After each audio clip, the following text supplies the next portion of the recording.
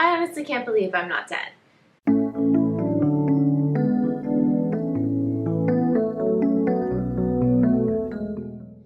Here's my man. Hi guys, welcome back to my channel, or welcome to my channel if you're new. Today I wanted to talk about the day an Uber driver almost killed me. It was a pretty crazy story, and I've been debating whether to share it. And I guess it's like not super dramatic because obviously I'm not dead, but it was a pretty, I've never had an issue with Uber in my entire life, and I mean for the past few years since it's been really popular, but I've never had any issues with it. It's always been really chill, and this time it made me really scared that there's drivers out there like this. I mean, since then I've still used it and I've been fine as well. But this was one of the scariest experiences. So, hey, do you want to work? She started playing right before I started filming. So, hi girl. Thanks. Okay, so this, we took an Uber. We've never taken an Uber to the airport before, at least I haven't. And my boyfriend and I decided, instead of parking at the airport for our trip to Hawaii that we went on in October, we thought we would try doing an Uber, and then we could kind of test it out for the holidays to see how Uber is going to and from the airport, whatever. So our flight was really, really early. It was at, I feel like it was like at 7 or 8, so we woke up at 5 and we called an Uber around 5:30. And it was already kind of like creepy and weird because it was like so early in the morning and no one was around and it was dark, and it kind of took a while to even get an Uber, and it didn't even dawn on me that maybe no one was driving that early.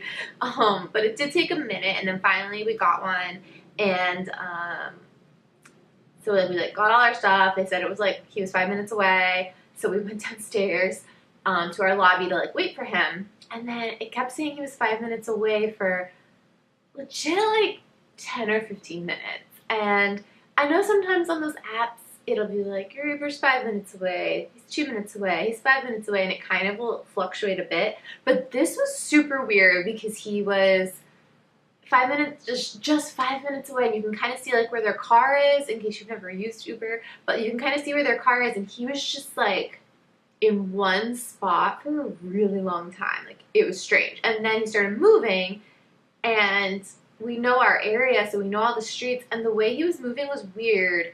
And then he was like at another spot for a long time, but it definitely was not a light. So I was kind of just like, oh, Paul, why don't you just cancel it and let's get a new person, because I don't know what's happening. I don't know if it's the app, I don't know if it's the person, but this is weird. So let's just like restart it. And the Paul's like, no, I'm sure he'll get here. It'll be fine.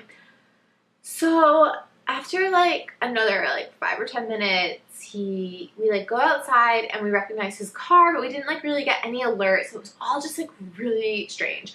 And we get to the car and he's parked, and we obviously have suitcases, and he didn't pop the trunk or anything. So we were like, oh, would you mind popping the trunk because we have suitcases?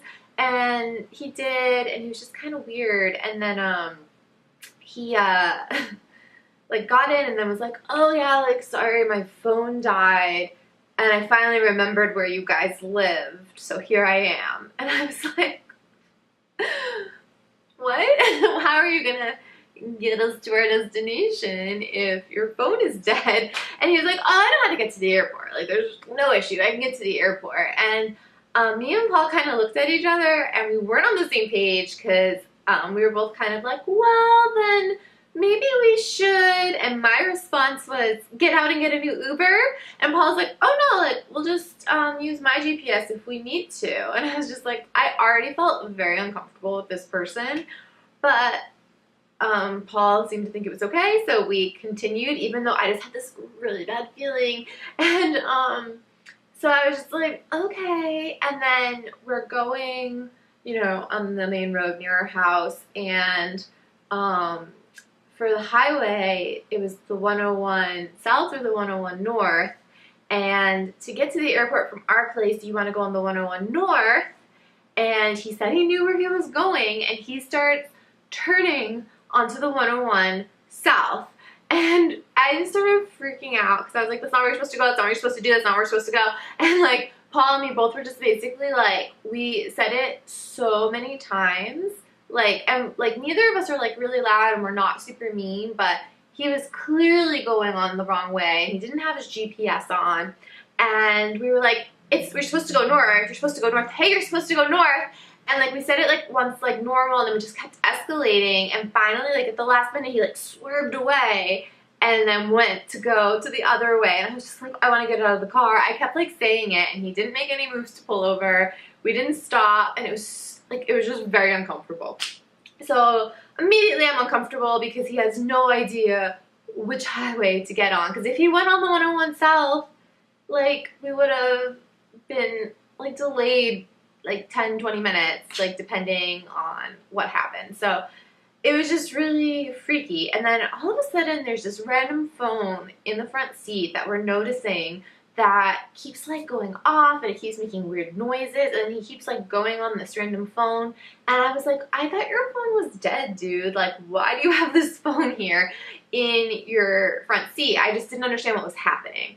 So we're driving along, and he's kind of like trying to make conversation, and at this point I'm so uncomfortable. Like, I don't even want to talk to this person because I don't feel like he can drive at all. I don't feel like he knows where he's going, and there was no GPS.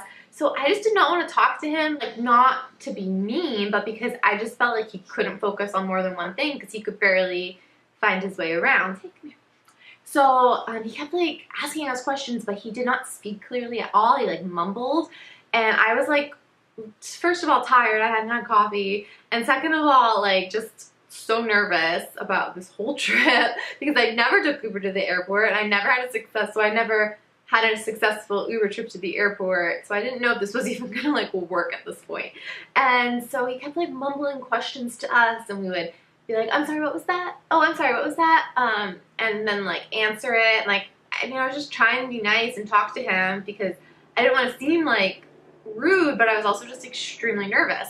So, like he's driving along, this weird phone is going off in his front seat, and then he kept like driving, like he kept tailgating cars really hard, like he would just like speed up. It was like as if he didn't realize there were cars stopped because there was for some reason traffic at 6 a.m. because it's Los Angeles.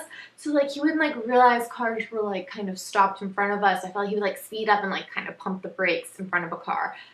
Or behind a car, and I felt like we were gonna die. And then he would like kind of like swerve a lot. Like I just felt like he like was not all there. So then from the 101, you're supposed to get on the 405, and I honestly don't even know north or south or what, but because I always use my GPS when I go to the airport. But we basically like you had to get off on the 405 to get to the airport. And the 405 was like approaching, and it didn't seem like he was making any moves to like get into that lane so we could get onto the 405. And we had to like be like, oh, you have to get on the 405. And then he didn't make any moves. You have to get on the 405. You have to get on the 405. Like, just like, it felt like every time there was like a crucial move from street to street, we had to like tell him, and we always started calm, and then we had to say it again. It's like he like wasn't hearing us or wasn't paying attention. It was pretty crazy. So then we get him on the 405, and then he starts like talking about this phone in the front seat, and we're like, okay. And he's like, oh yeah, I picked this guy up from like a rave in West Hollywood, and he left his phone, so he's like texting me about bringing it back. And I was just like, cool. And then he was like telling my boyfriend to like check out the phone, and I like wanted him to like open the phone for some reason, and I don't know like what he wanted him to do because I was just like, why are we touching this random person's phone?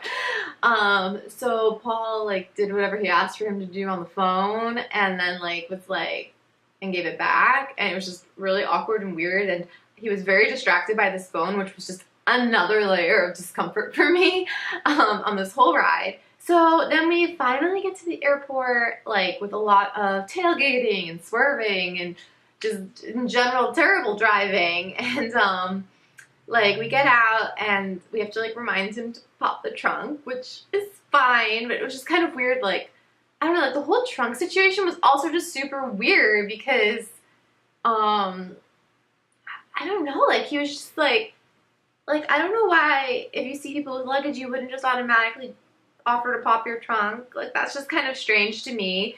Um, and then like he just like forgot we had luggage, which just wasn't a good sign. So then we get our stuff out of the trunk and we're just like, okay, bye. It was like the worst Uber ride I think I've ever had in my entire life. And it was just like the worst time for it to happen because I've had like some strange Uber rides, but like nothing where I felt like I was legit gonna die or not get to my destination. And we like go into like the airport to meet Paul's parents because they were already there. And like as we were going in, Paul told me he saw like empty beer bottles in the trunk when we got our luggage out. And I was just like, I just like based on everything, like I don't know for sure, but I feel like he was like drinking the night before or something, and for some reason decided to go out and drive through Uber. It just didn't make me feel great that he had empty beer bottles in his trunk. And again, like I have no idea. It totally could be like an innocent empty beer bottle in his car for some reason. But I was so uncomfortable. And I mean, like it didn't like turn me off from Uber because I know it was just like one random person, and like of course that could happen in any situation. But it was I thought we were gonna die. Like I was sitting there in the trunk, not in the trunk. He put me in the trunk. No, I was just sitting there in the back seat like this whole ride because right from the moment when like the car couldn't find our apartment, I was like, this is friggin' weird. And then like from there, like he couldn't figure out where to go, even though he told us he could, and I was like, that's weird. And just the way he drove, like I can't believe we got there. It was like the worst. When you have to like get a flight, it's just the worst to have a bad driver. And it was just really bad. I don't know. So I just thought I would share. I'm like really grateful I'm alive. The whole time I was in the back seat, I was just like praying that like nothing would go wrong. And like it was just a very tense ride. Thankfully, Paul and I know our way around LA enough that we could get him to the airport, because if this was a strange city that we like didn't know, I can't even imagine what would happen, because I would have no idea that he was going the wrong way until we missed our flight. So I was just really thankful that it happened in a place we're very familiar and that we got there, and that we hopefully will never get that man again. And we did, it was under Paul's account, but we were like going to mention something to Uber like after vacation, because I'm just like concerned for other people who get into a car with him. It was very strange. So that's my scary Uber driver story.